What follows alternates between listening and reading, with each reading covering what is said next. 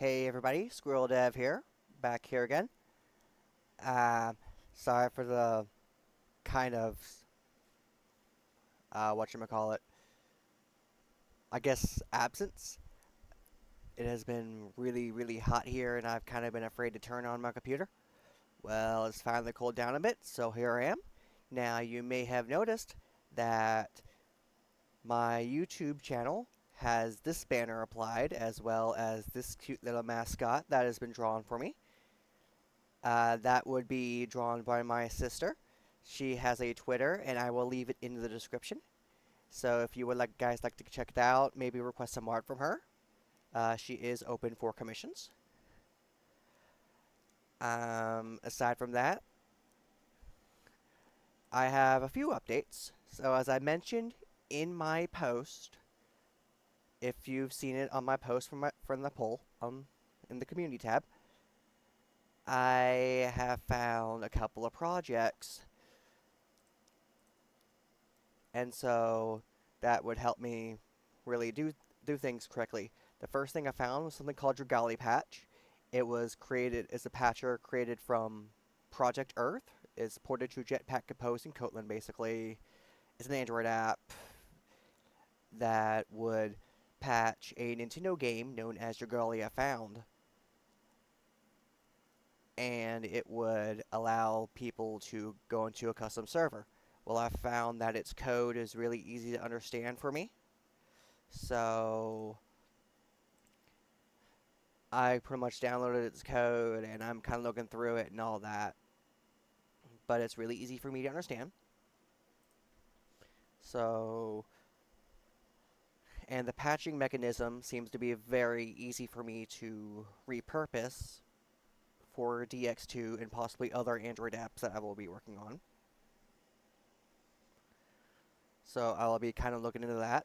But the next thing, and probably is maybe a little more exciting, is MCE API server. For those of you who are unaware, Microsoft had made a game called Minecraft Earth. It was very, very short-lived. It was essentially a Pokemon Go clone that unfortunately launched right before the COVID pandemic hit. As a result, it did not last long.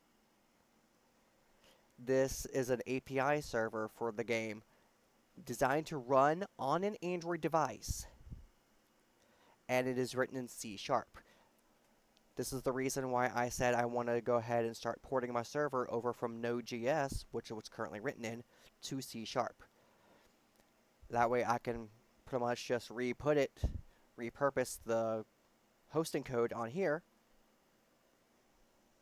to effectively run better. Just to make it, you know, so I can run a local server on an Android device as well. And I've actually tested this out. I have Minecraft Earth. I've also got the patcher installed and everything. I follow these little instructions in this little GitHub. And I am glad to say that I've been able to play Minecraft Earth offline. I do need to be online for like the first launch. Obviously, it needs to download some stuff.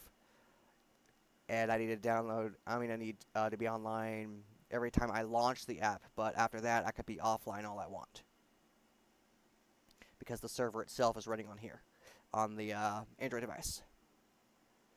So I've been looking over on creating minimal APIs with ASP.NET Core, which is what I'm going to use for C Sharp, basically. It's basically C Sharp. And that's what I'm going to be using to write my server in from now on. Anyway, some additional news. As you guys know, I did promise a video showing how this app runs on my custom server. I did record that video. Unfortunately, the moment I decided to go play it back, to check see if everything was good, I noticed that my audio was way off and the game's music effectively not only overrode what all I said, it was so extremely loud. So, yeah. I had to scrap that video, and I have yet to make a new one. So sorry about that. That will be delayed quite a bit longer until I get the server rewritten in C Sharp, and hopefully by the time I get that done, I should be able to have fixed the couple of issues that are currently plaguing the server. So that's it for this little update. Oh, right. One more thing before I forget. As I also mentioned in the poll, I am planning on doing a, I'm planning on doing, sorry, I lost my train of thought, a tutorial series on how to make on how basically to think like a reverse engineer and some tools of the trade and everything. If if you guys want some for me to do a particular video on a particular subject, maybe there are some of you who want to do server development but don't know quite where to start, or some of you want to do packet capture but don't know quite where to start. Please leave a comment down below. Um, Basically for tutorial ideas, because honestly, making a full tutorial series is something I've never done before, and I would very much appreciate just a little nudge in the right direction. But other than that, it's really much it for this update.